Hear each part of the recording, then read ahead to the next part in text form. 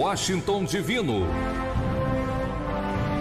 Um homem ungido por Deus e cheio do Espírito Santo.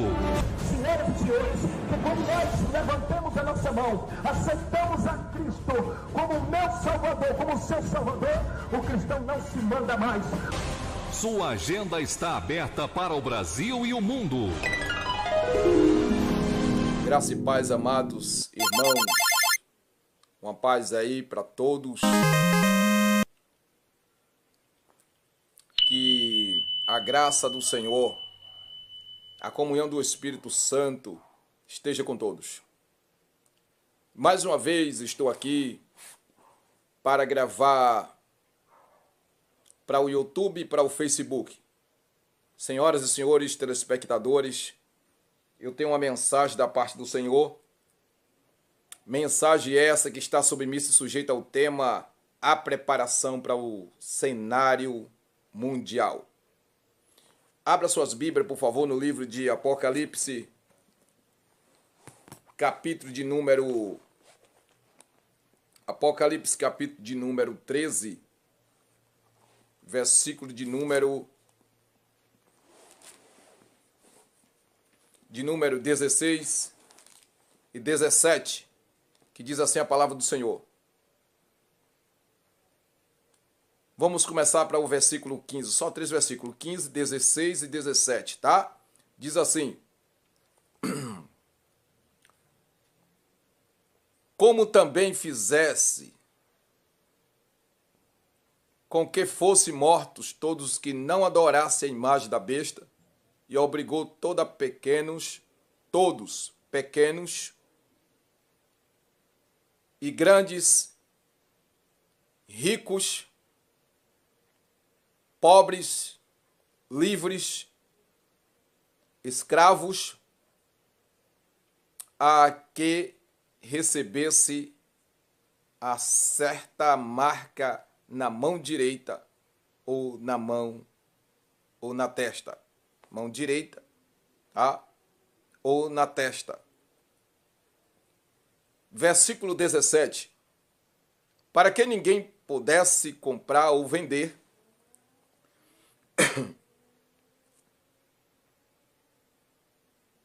senão aquele que tivesse a marca é o nome da besta e o número do seu nome. Bendito seja o Criador dos céus e da terra. A quem há sabedoria, aquele que tem entendimento, calcule o número da besta, pois é o número de um homem, o seu número é 666. Senhoras e senhores, dentro desse texto bíblico, eu quero consolidar a história de Nabucodonosor, porque o texto bíblico vai falar de uma suposta ordem mundial, e nesse texto bíblico também ele vai falar, além da suposta ordem mundial que foi dada naquela época, esse texto também é uma linguagem figurativa e profética, o texto de Apocalipse, que revela os atos apocalípticos que em um futuro bem perto está para acontecer. E o que vai acontecer nesse futuro bem perto é dentro do cenário mundial. Então, esse cenário está se preparando. Por causa disso que esse é o tema, a preparação para o cenário mundial. A preparação do cenário mundial. Então, dentro desse texto, nos leva ao substantivo, ou substantivando o texto, o que significa cenário? Cenário, a expressão cenário significa cinema, teatro, conjuntos de elementos visuais, tais como teleções, móveis, objetos, adereços, espaço de onde se apresenta um espetáculo teatral ou do teatro. Isso significa cenário. O que significa mais cenário? Cinematográfico significa também cenário. Televisível, cinematográfico, televisivo. Cinema, literatura, lugar em que decorre a ação ou parte da ação de peças, filmes, telenovelas, radionovelas, romance ou cenas. Então, se refere ao local onde é gravado as cenas. Então, o local no qual estou me referindo aqui, literalmente é o mundo. O cenário chamado o mundo, qual nós vivemos, está se preparando o sistema governamentalista para a nova ordem mundial e para o anticristo, que é aquele que vem antes de Jesus para dominar as nações, levando elas a obedecer a certas leis e ordens universal. Bendito seja Deus. Então, senhoras e senhores, telespectadores, a preparação do cenário, historicamente, se unificando ao estado da história de Babilônia, a qual o império era de Nabucodonosor. Então, em Babilônia, nessa época, quando Nabucodonosor determina uma certa ordem, era feriado, historicamente falando, era feriado, e Nabucodonosor aproveitou o feriado, tá, para erguer uma mega grande estátua para homenagear uma divindade. Essa divindade, historicamente falando, chamava-se o Deus do Sol, lá em Babilônia, na época.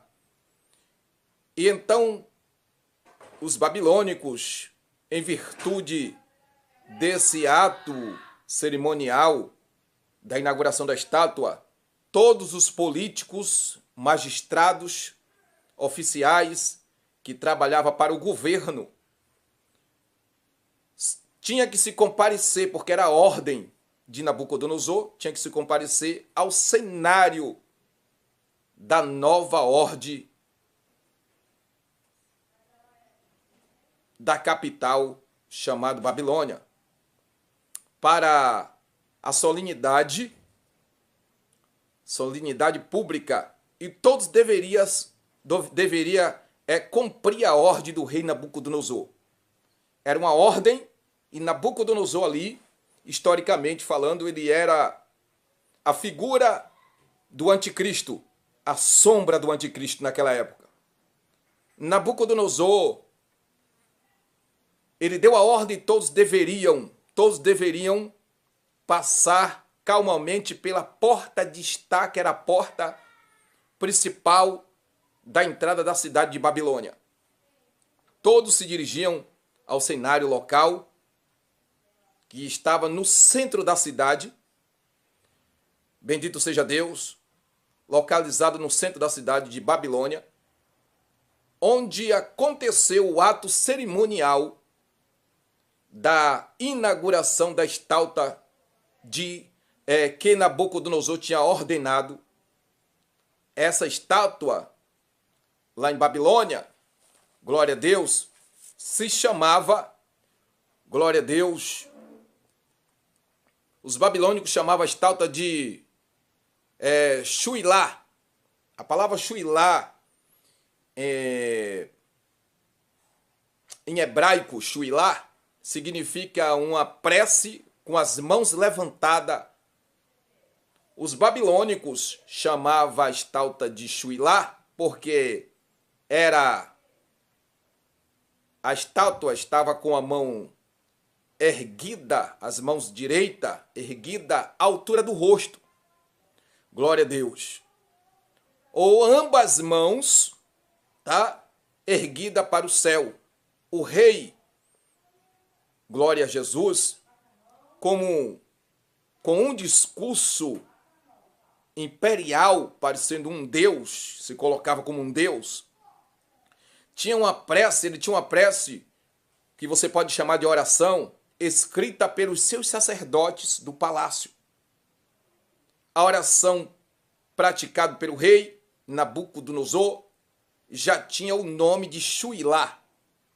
Shuilá era feito na ocasião, era feito por ocasiões, por exemplo, quando Nabucodonosor tinha medo que o reino de Babilônia caísse em mãos erradas.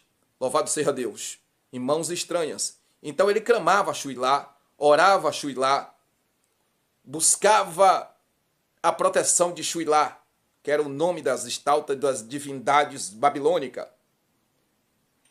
E para o reino de Babilônia, tá? Não, que o reino de Babilônia não caísse em mãos erradas. Então, Nabucodonosor, ele fazia suas preces, tipo de prece, um tipo de oração às suas divindades. Agora, louvado seja o nome santo do Senhor Jesus. Nabucodonosor compartilhava aos oficiais, ao governo, ao chanceler, que compartilhava o seu medo de que o reino não caísse em mãos erradas. Nabucodonosor começa a compartilhar o seu medo para todos os oficiais da sua época. Desde quando Daniel tinha proferido a interpretação do sonho da estátua, o profeta Daniel disse-lhe que no futuro o reino inferior, haveria um reino inferior, tá? Haveria um reino inferior ao reino de Nabucodonosor. No lugar dele iria reinar outro reino. Então Nabucodonosor ficou muito preocupado e perturbado com essa declaração. Glória a Jesus. Então ele ficou preocupado com o estado de Babilônia, que Babilônia era a capital historicamente falando, naquela época. Está registrado no livro de Daniel, capítulo número 2, capítulo número 3. E na hora da prece, na hora do pontapé inicial cerimonial, da cerimônia da inauguração da estátua, Nabucodonosor ordena os músicos que tocassem música. E na hora do toque da música, deveria os músicos, os instrumentistas tocar, e na hora que eles começassem a tocar, tá? O rei Nabucodonosor ordena a todas as pessoas que, quando ouvisse o toque da música, deveria se dobrar perante a estátua. Louvado seja Deus, perante a imagem, e adorá-la como um Deus. Todos os oficiais na época, que não existia a Igreja Católica, não existia o imperador, o primeiro império de Roma era Rômulo Augusto, não existia também. Quando cai Rômulo Augusto, entra o império de Roma papal. E então, nessa época, não existia. Estava aí o reino de Nabucodonosor, o reino babilônico, tá? Tudo bem. E aí, Nabucodonosor ele dá ordem que deveria todos se dobrar perante a estátua. Na hora da música, tocada pelos músicos do palácio do rei Nabucodonosor. Senhoras e senhores, esse povo deveria se prostrar, se dobrar diante da imagem da estátua. Glória a Jesus. Enquanto o rei orava, os sacerdotes do palácio prestavam atos de incenso e sacrifício para as divindades.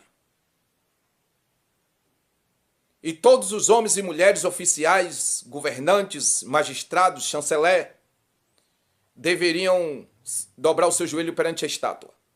Mas, glória a Jesus, a Bíblia e o próprio papiro histórico vai nos deixar claro, historicamente falando, vai nos informar que existia 3 jovens, cujos nomes eram Misael, Azarias e Ananias, que foram apelidados, esses 3 jovens receberam apelidos pelos babilônicos.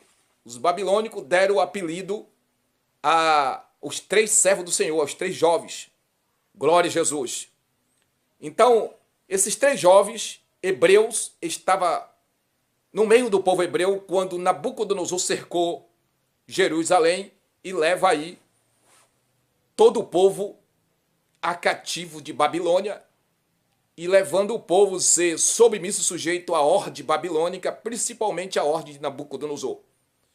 Então, glória a Jesus, Israel todo foi levado e esses 3 jovens, Ananias, que significa, aleluia, o eterno Deus vivo tem sido gracioso, Misael, que significa não tem ninguém igual ao Todo-Poderoso, Azarias, que significa o eterno tem ajudado, louvado seja Deus, tem ajudado o seu povo. Então, quando os sacerdotes deram esse apelido babilônico aos 3 jovens, chamaram ele de Sadraque, Mesaque e Abidnego. São 3 nomes babilônicos que se referia às divindades de Babilônia e que se referia a Satanás. No caso, todas as pessoas que não gostam de Deus nem da Bíblia vai apelidar e vai perseguir o povo do Senhor. Isso é fato. Louvado seja o nome do Senhor Jesus. Mas o que me chama a atenção é que esses 3 jovens, eles não se dobravam. Todo mundo se dobrou, mas os 3 jovens não se dobraram perante esta imagem, essa estátua de ouro. O cenário foi preparado, mas o povo do Senhor, ou seja, os 3 jovens, continuou de pé, firme, fiel ao Pai Eterno Todo-Poderoso. A estátua tinha 30 metros de altura, historicamente falando, de largura tinha 3 metros de largura. Essa história bíblica nos traz uma advertência, para os nossos dias atuais, chamado século 21. Essa história se pendurou por 2.600 anos atrás que aconteceu. Essa história vem consolidar, ou seja, vai unir com o que vai acontecer nos nossos dias. Em breve, nos dias atuais, quando o anticristo entrar para dominar as nações, ele fará pior do que Nabucodonosor, pior do que Napoleão Bonaparte, fará pior do que Mussolini, pior do que Adolf Hitler, o nazista. Então, a Bíblia Sagrada, no livro de Apocalipse, está escrito que o dragão comunica ao fôlego a imagem, a besta, para que não só a imagem falasse, mas como ainda fizesse morrer todos aqueles que não adorassem a ela. Então vai acontecer igual o que aconteceu em Babilônia, que todo o povo se levou a ser dobrado, a adorar a imagem. Mas teve 3 jovens que não se dobrou. Louvado seja Deus. Foi Misael, Azarias e Ananias.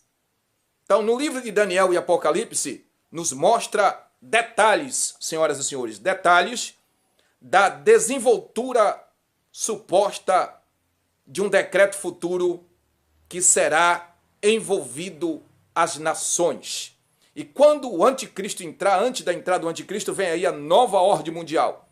Nessa nova ordem mundial, o verdadeiro cristão, servo do Senhor, vai ter que escolher se você vai ficar ao lado do anticristo, continuar fiel, firme na presença do Senhor, ou se você vai servir a Satanás e ao anticristo que está chegando aí, ou a nova ordem mundial.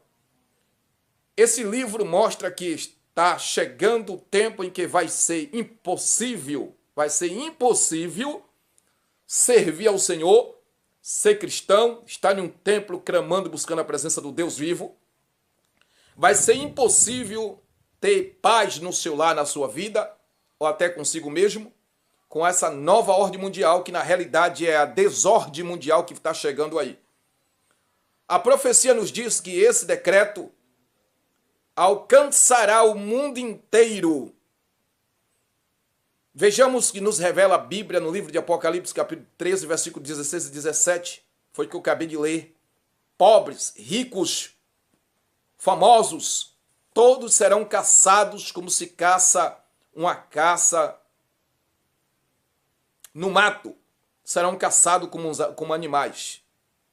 Mas primeiro, o sistema governamentalista vai marcar com a marca da besta todos os seres humanos. Só vai comprar, vender, comer, vestir, se tiver a marca da besta, chamado chip, que estão para colocar nas pessoas. Então, a preparação para o cenário, o cenário está sendo preparado para a entrada do anticristo.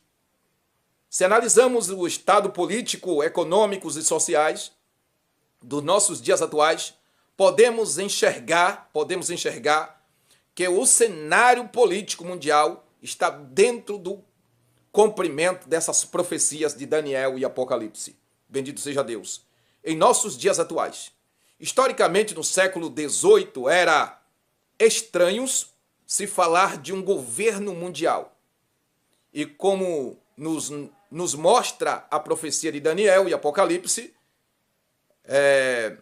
porque a revelação comercial, na revolução comercial, estou fazendo a correção aqui, revolução comercial do século XVI e XVII, já havia intensificado o processo de desenvolvimento, tá?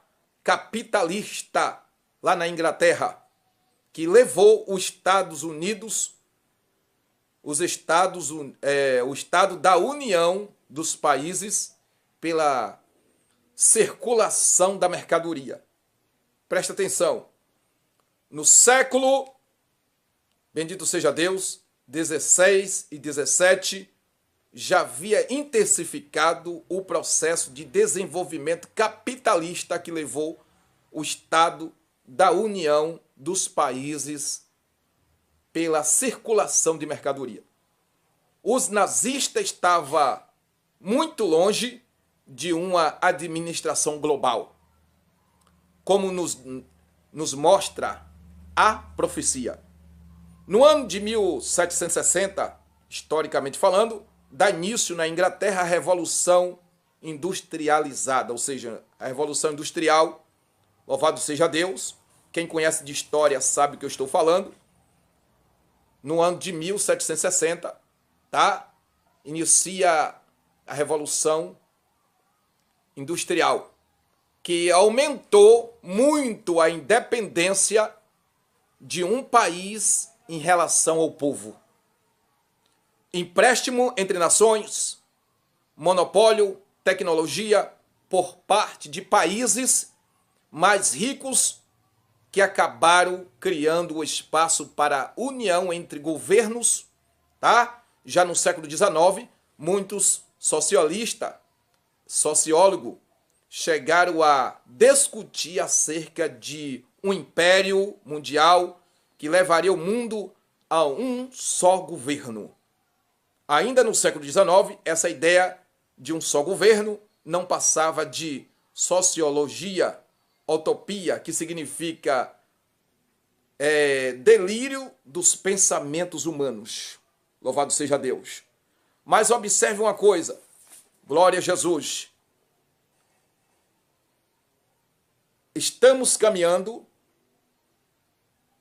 para um só governo.